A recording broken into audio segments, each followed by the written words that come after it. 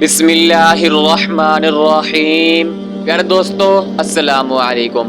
T S اسلامی کے معزز دوستو، آج ہم ترکی کے خلیفہ سلطان مراد کی بادشاہت پر بات کریں گے۔ ترکی کا خلیفہ سلطان مراد کی عادت تھی کہ وہ بیس بدل کر عوام کی خبر گیری کرتا تھا۔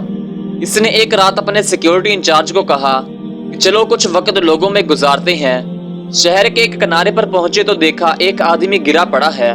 بادشاہ نے اسے ہلا کر دیکھا تو مردہ انسان تھا۔ لوگ اس کے پاس سے گزر کر جا رہے تھے۔ بادشاہ نے لوگوں کو آواز دی، ادھر آؤ بھائی۔ لوگ جمع ہو گئے اور وہ بادشاہ کو پہچان نہ سکے۔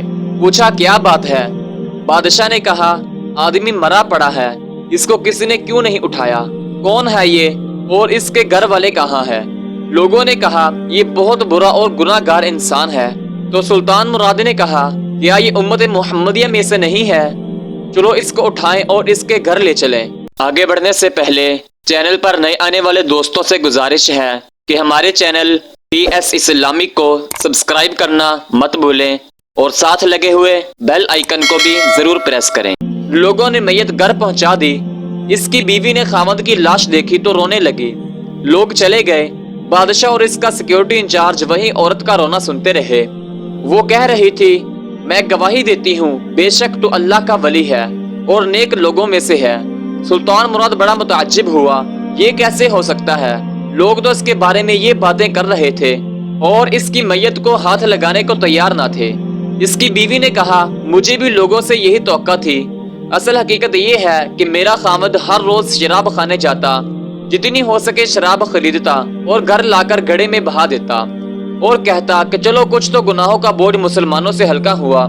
اس طرح رات کو ایک بری عورت کے پاس جاتا اور اس کو ایک رات کی اجرت دے دیتا اور اس کو کہتا کہ اپنا دروازہ بند کر لے، کوئی تیرے پاس نہ آئے۔